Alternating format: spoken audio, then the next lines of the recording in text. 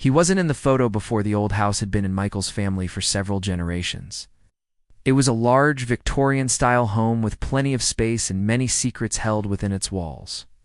One of these secrets was hidden in plain sight and had been there since the early 1900s. Michael had just inherited the home from his grandmother after she passed away at the ripe age of 87. She'd lived there all her life, and he'd spent many happy hours there as a child. So when she died, leaving him the house, he was more than happy to take it off her hands. He began going through his grandmother's things and came across a box filled with old photo albums. They were filled with pictures of his extended family throughout the years. As he went through the albums, he smiled at the pictures of his grandparents on their wedding day and the birth of his Aunt Margaret.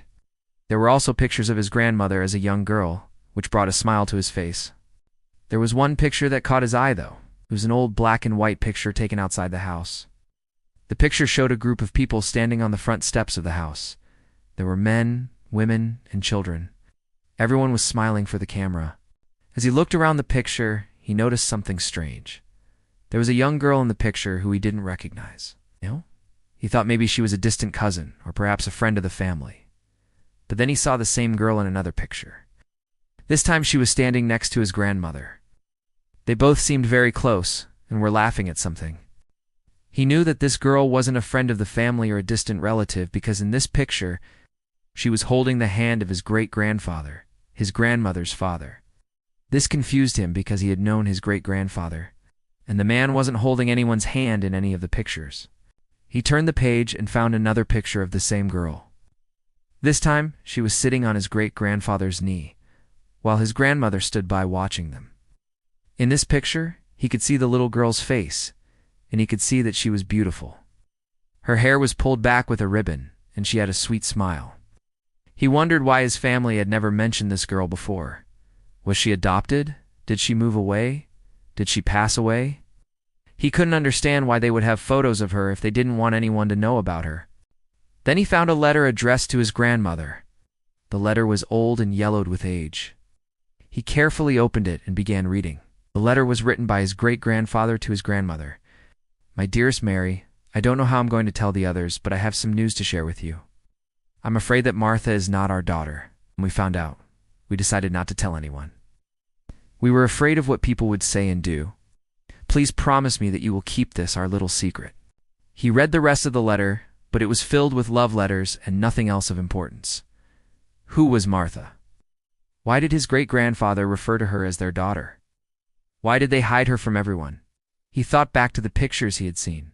Was the little girl in the pictures named Martha? Could this be the secret that his family had been hiding for so long? These questions raced around his head as he tried to make sense of everything. He continued searching through the boxes of his grandmother's belongings and found a diary. He opened it up and began reading. "I can't believe that my own family would do this to me. I always knew that I was different, but I never knew why. I overheard my parents talking, and they said that I wasn't their real daughter. They found me abandoned in a basket in the woods. I guess they felt sorry for me and decided to raise me. No, I feel like I'll never really belong here. I wish I knew who my real parents were." This diary belonged to his grandmother. How could this be? Why did his grandmother think that she wasn't wanted? Had his parents done something terrible to her? He continued reading and found the answer. "Today, Papa told me the truth. I am not his biological daughter. I am the daughter of his brother and his wife. Apparently they died when I was just a baby, and Papa and Mama found me in the basket in the woods. That's why I have their last name. I am truly grateful to Papa and Mama for raising me and loving me. I wouldn't trade them for the world. But sometimes I wonder what my real family is like. I'm sure that they love me very much." So this was the secret that his family had been hiding. His grandmother wasn't adopted. She was the daughter of his great-uncle and great-aunt. They must have died soon after she was born, and his grandfather and grandmother found her in the woods. That explained why she had their last name. But why did they hide her? Why didn't they tell anyone that she was their niece? He thought about his family and wondered if they knew the truth. He decided to call his Aunt Margaret. He told her that he had found these pictures and asked her if she knew anything about the girl. She sounded surprised when he described the girl. "You found that picture, huh?" "Yeah, I remember that picture. I remember her too. She used to come over to the house and play with us when we were kids. Then one day she just stopped coming over. I don't know what happened. Do you know who she is? I'm not sure. I think that she might have been related to us, but I'm not really sure how. Why do you ask?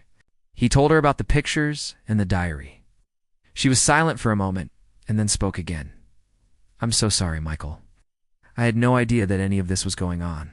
I'm so sorry. It's okay, Aunt Margaret. I just wanted to know the truth. And thank you for talking to me. He hung up the phone and felt closer to his grandmother now that he knew the truth.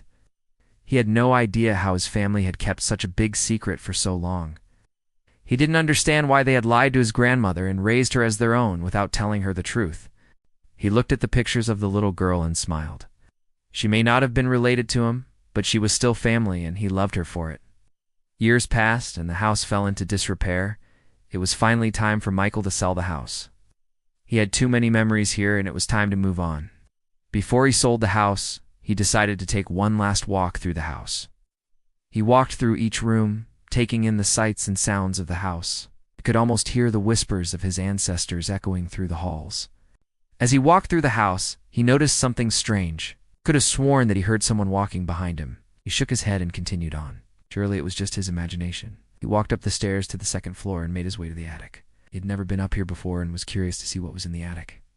He opened the door and began exploring. As he walked through the attic, he noticed a rocking horse in the corner. It was an old rocking horse, but it looked brand new. He walked over to it and began dusting it off. As he dusted, he noticed a small keyhole on the side of the horse. He thought to himself, where would I find a key to unlock this? Just then, he noticed a small box under the rocking horse. He opened it and found an old key. He took the key and walked over to the rocking horse. He inserted the key and turned it. To his surprise, the rocking horse began to move. Pushed the horse, and it moved faster. He kept pushing, and soon it was moving very fast. He lost control and fell off the horse. He hit his head, and everything went black. When he woke up, he was in a hospital bed. The doctor was standing next to him. What happened? You fell off a horse. Are you sure that you're all right? Yeah, I'm fine. Where am I? You're in a hospital. You were brought here by an ambulance. Do you know where you live? I live at the old house. The doctor looked serious. That place isn't safe, son. You should stay here until you're better. Your house is haunted. Michael didn't believe him. He knew that his house wasn't haunted. He packed up his things and went home. He was only home for a few days when strange things started happening. Every night he would hear footsteps in the attic. He would also hear a rocking horse moving back and forth. One night he heard the rocking horse moving faster and louder. He got out of bed and walked up to the attic. He opened the door and looked around. And that's when he saw her. She was sitting on the rocking horse and was moving it back and forth. She was the girl from the pictures. Who are you, Martha? She said. I'm Martha. Oh. How are you here? How did you get here? She smiled at him. I've been here all along. She leaned forward and whispered, I was waiting for you. He was scared, but he wasn't going to let this scare him away. He wanted to know more about her. Can you help me find my parents? Of course, Martha. I'll help you find your parents. He took her hand, and she disappeared. The end.